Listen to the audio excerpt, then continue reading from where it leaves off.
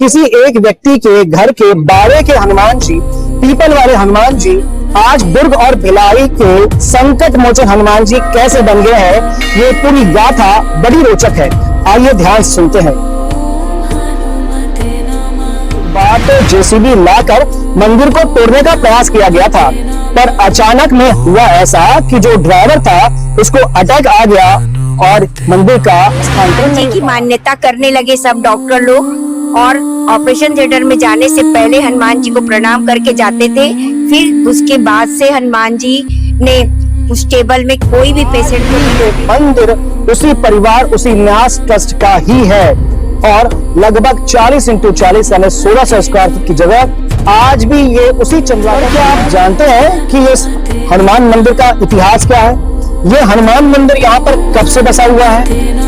हनुमान जी यहाँ पर विराजित कैसे हुए और कैसे ये मंदिर? नमस्कार, मैं शुभेंद्र, आप देख रहे हैं 10 सच्ची खबर। जिसे कहा जाता है संकट कटे मिटे सब पीरा, जो सुमिरै हनुमत बलबीरा। मैं मौजूद हूँ भिलाई के सेक्टर 9 हनुमान मंदिर। आप बता दूं कि ये सेक्टर 9 का हनुमान मंदिर जो है ये दुर्ग और भिलाई के लिए आस्था का महाकेंद्र है। ऐसा कोई व्यक्ति नहीं होगा जो दुर्ग भिलाई में रहता होगा और एक ना एक बार इस हनुमान मंदिर में जरूर आया होगा, क्योंकि ऐसी मान्यता है कि इस मंदिर में जो मनोकामना की जाती है वो मनोकामना हर बार पूरी होती है। इसीलिए तो भक्तों के लिए ये आस्था का एक बड़ा केंद्र है और विशेष हनुमान जयंती के दिन 1 लाख से ज्यादा भक्त यहाँ पर दर्शन देते हैं। पर क्या आप जानते हैं कि इस हनुमान मंदिर का इतिहास क्या है? ये हनुमान मंदिर यहाँ पर कब से बसा हुआ है और हनुमान जी यहाँ पर विराजित कैसे हुए और कैसे ये मंदिर यहाँ पर आया? तो ये पूरी बात मैं आपको बताता हूँ, क्योंकि निश्चित ही आपकी आस्था का केंद्र भी ये हनुमान मंदिर है। दरअसल ये हनुमान मंदिर जो है ये हनुमान जी किसी एक व्यक्ति के आंगन के हनुमान जी थे। ये भी कहा जाता था कि ये हनुमान मंदिर जो है, ये हनुमान जी जो है ये पीपल वाले हनुमान जी है। तो किसी एक व्यक्ति के घर के बाड़े के हनुमान जी, पीपल वाले हनुमान जी आज दुर्ग और भिलाई के संकट मोचन हनुमान जी कैसे बन गए हैं, ये पूरी गाथा बड़ी रोचक है। आइए ध्यान से सुनते हैं। दरअसल इस मंदिर की प्राण प्रतिष्ठा 1866 में हुई थी और 1866 में एक घर के आंगन के हनुमान जी की प्राण प्रतिष्ठा स्वर्गीय राय साहब माधव प्रसाद चंद्राकर जी ने की थी। आप जो क्षेत्र देख रहे हैं, ये जो पूरा क्षेत्र है, जो परिसर अभी अस्पताल का जो परिसर है, ये एक समय में एक व्यक्ति का घर हुआ करता था और जो व्यक्ति थे वो थे स्वर्गीय राय साहब माधव प्रसाद चंद्राकर जी।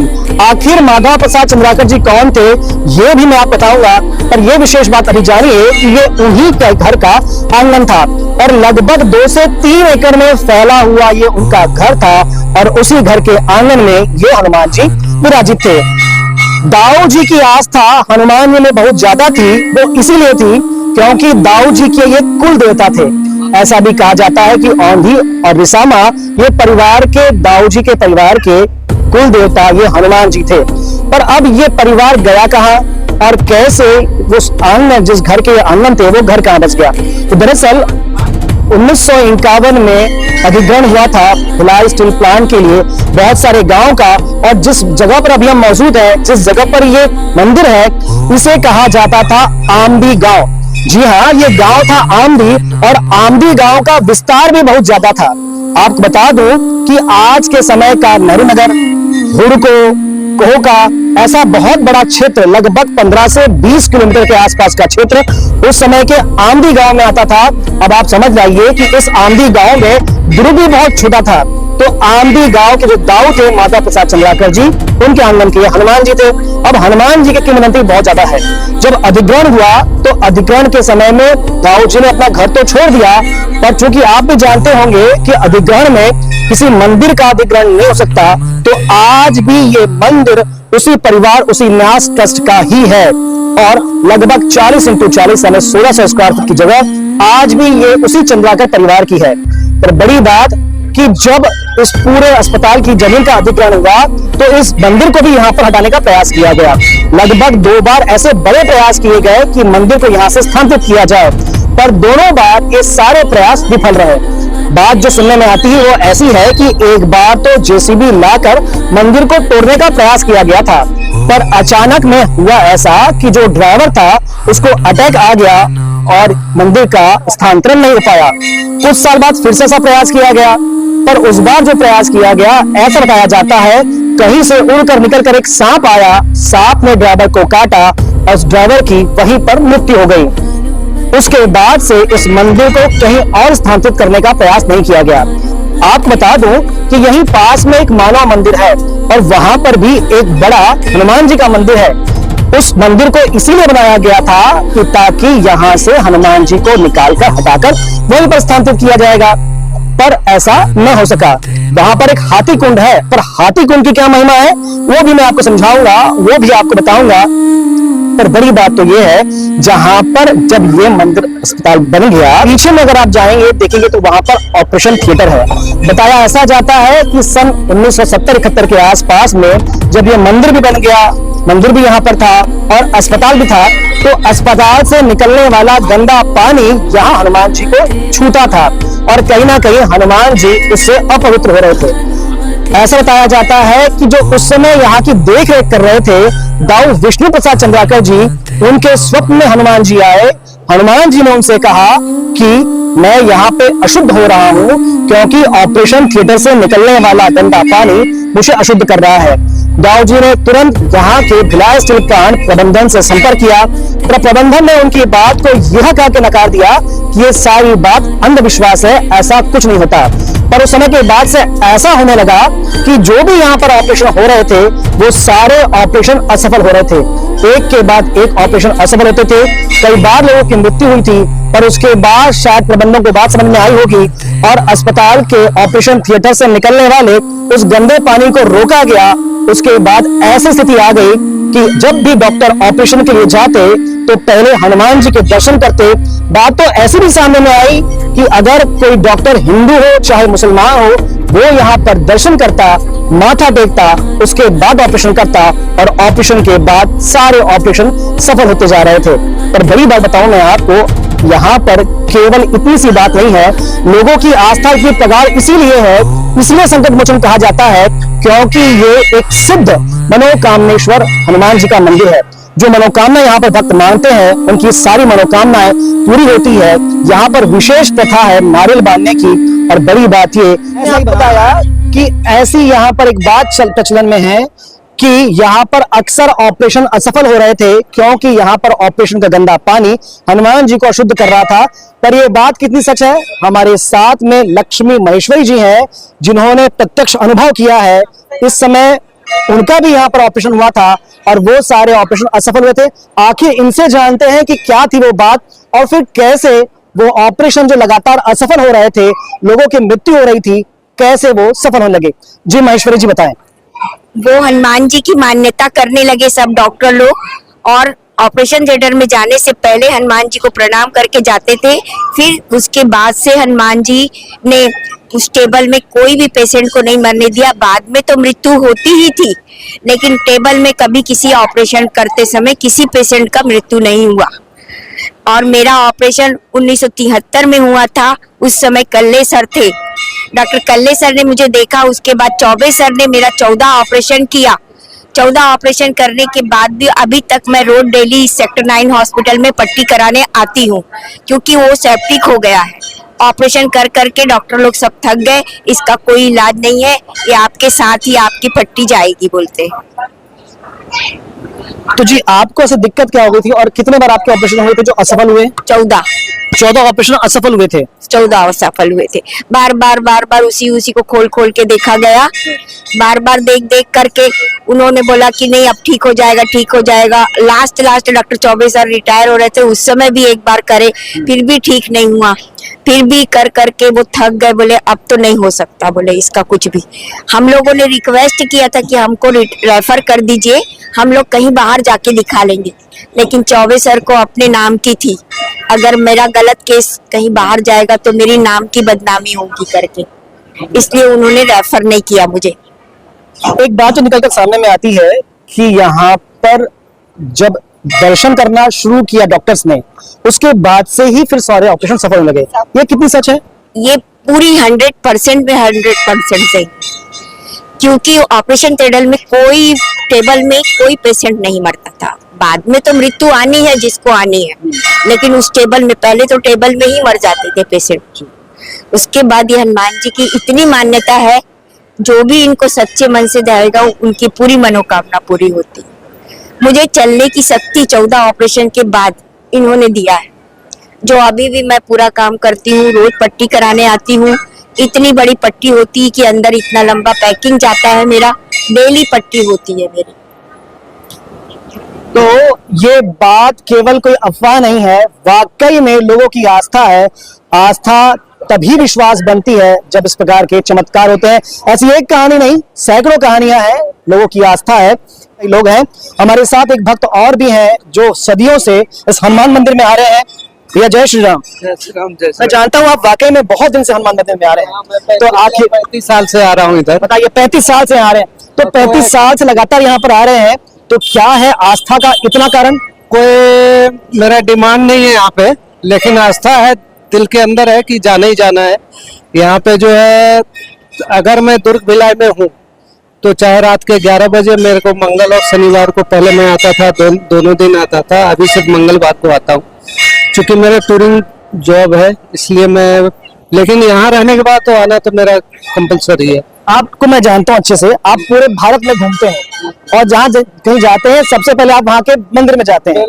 आपने बड़े से मंदिर गए हैं, पर हनुमान जी का ये मंदिर जो भिलाई में है, बिल्कुल क्यों अलग मानते हैं? नहीं, अलग है। मैं कुछ मेरे साथ इंसिडेंट हुआ था पिछले 10 साल 15 साल पहले, 2-3 मैं देख चुका हूँ, तो और उसके बाद और मेरा जो इनके प्रति और बढ़ गया है, आस्था मेरी बढ़ गई है, तो और इससे ज्यादा तो बस। तो जैसा कि आप मैंने कहा, सैकड़ों हजारों उदाहरण हैं कि लोगों की आस्था का केंद्र ये हनुमान जी है। तो क्यों है, अब आपको बताता हूं मैं। आखिर दाऊ राय साहब, माधव प्रसाद जी कौन थे और क्यों इन्होंने यहां से अपना घर छोड़ दिया था? तो आखिर जब हम बार बार इस बात को कह रहे हैं कि जो हनुमान जी थे एक समय में एक आंगन के हनुमान जी थे, तो जिनके आंगन के हनुमान जी थे वो थे दाऊ माधव प्रसाद चंद्राकर। अब आपके मन में भी उत्सुकता हो ही गई होगी कि आखिर दाऊ माधव प्रसाद चंद्राकर जी कौन थे। दरअसल दाऊ माधव प्रसाद चंद्राकर जी का पूरा नाम जो था वो था स्वर्गीय राय साहब दाऊ माधव प्रसाद चंद्राकर, जिन्हें लोग ठगड़ा दाऊ के नाम से भी कहते थे। पर आखिर ठगड़ा दाऊ क्यों कहते थे, ये बात भी मैं आपको बताऊंगा, पर थोड़ी देर बाद। पहले बता दूं मैं आपको कि दाऊ माधव प्रसाद चंद्राकर जो थे वे थे एक कृषि वैज्ञानिक। जी हाँ, केवल नाम मात्र के कृषि वैज्ञानिक नहीं थे, इनको जमीन की, खेती की बहुत ज्यादा समझ थी। बताने वाले ये बताते हैं कि दाऊ जी अपने मुट्ठी में, अपने हाथों में जमीन को रखते, मिट्टी को रखते और सूंघ के बता देते कि ये जमीन कितनी उपजाऊ है, या इस जमीन में कितने समय बाद या किस तरह से इसको उपजाऊ बनाया जा सकता है। इतना ही नहीं, दाऊ जी को खेती से और जमीन से प्रेम भी बहुत था। इसलिए ऐसा बताया जाता है कि दाऊ जी ने हजारों एकड़ जमीन जो कि बंजर हो गई थी, उन्हें उपजाऊ बनाया। ऐसी बंजर जमीनों के लिए उन्होंने बहुत सारी नहरें, बहुत सारे बांध, बहुत सारे तालाब और बावड़ी तक उन्होंने खुदवाई। वर्ष 1906 में दाऊ जी को कृषि रत्न की उपाधि दी गई और तब से दाऊ जी कृषि रत्न या कृषि वैज्ञानिक नाम से जाने भी जाते थे। दाऊ जी की न्यायप्रियता, उनके सामाजिक कार्यों को देखते हुए उन्हें राय साहब की उपाधि दी गई थी। केवल वो राय साहब नहीं थे, इसके अलावा उस समय का जो तत्कालिक सीपी बरार यानी सेंट्रल प्रोसेसिव बरार जो क्षेत्र था, जो प्रांत था, उस प्रांत में महाराष्ट्र के नागपुर में उन्हें मजिस्ट्रेट तक नियुक्त किया गया था। दाऊ जी के जलवे ऐसे थे, उनका रुबाब ऐसा था कि दाऊ जी जब भी नागपुर जाना होता वो ट्रेन से जाते थे और उनके जाने के पहले उनकी छड़ी जाती और ये जानकारी हो जाती कि दाऊ जी आने वाले हैं। और जब तक दाऊ जी नहीं पहुंचते, दाऊ जी तब तक नहीं बैठते, तब तक ट्रेनें चलती नहीं थी। इतना रुबाब भी दाऊ जी का था। पर दाऊ जी बहुत ही ज्यादा आध्यात्मिक, धर्मप्रिय और न्यायप्रिय थे। बहुत सारे मंदिर भी उन्होंने बनाए हैं। पर चूंकि अभी हम बात कर रहे हैं सेक्टर 9 के हनुमान मंदिर की, तो इन्हीं पर हम वापस आते हैं। दाऊ जी अपने इस घर में वर्ष 1933 तक रहे।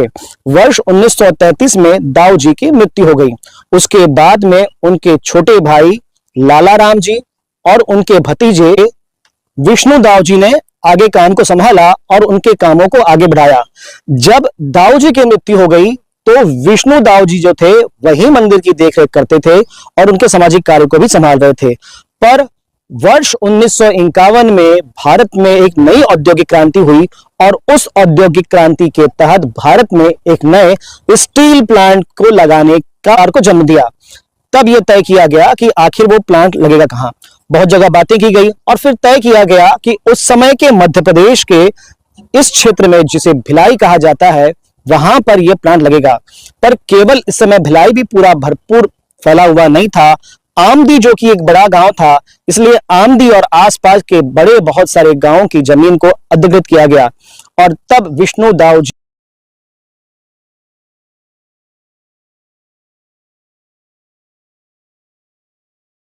वर्ष 1956 में अपने इस घर को छोड़ा और वो अपने गांव के घर यानी दुर्ग वाले घर पर वापस गए।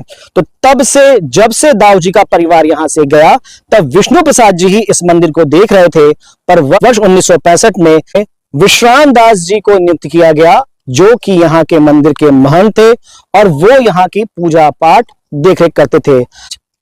विश्राम दास जी के बाद में नर्मदा दास जी ने इनको देखा और विश्राम दास जी के बाद में नर्मदा प्रसाद तिवारी जी, राम नारायण तिवारी जी जो कि सह पुजारी थे, वो इस मंदिर में पूजा पाठ पद्धति को देख रहे थे। वर्तमान में हनुमान मंदिर के जो पुजारी हैं वो कमलाकांत जी और कृष्णकांत जी है।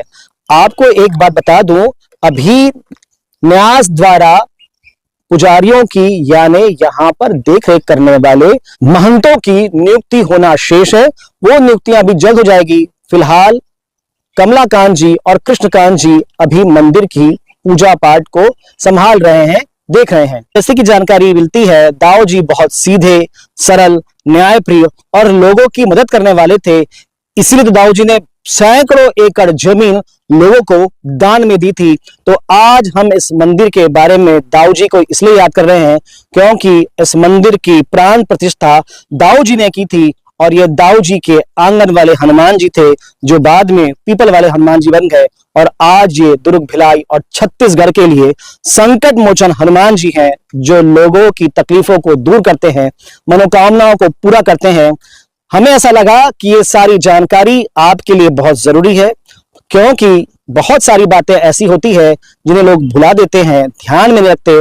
पर जब भी आज के बाद जब आप हनुमान मंदिर में आए, हनुमान जी को प्रणाम करें तो एक बार स्वर्गीय राय साहब दाऊ माधव प्रसाद चंद्राकर जी को जरूर याद कीजिएगा और हमें कमेंट्स करके जरूर बताइएगा कि हमारा ये प्रयास इस सेक्टर 9 के हनुमान मंदिर के इतिहास को आपको बताने का आपको कैसा लगा। कमेंट जरूर करिए और कम से कम एक बार जय श्री राम जरूर लिखिए। खबरों के बने रहे द सीजी खबर के साथ। धन्यवाद।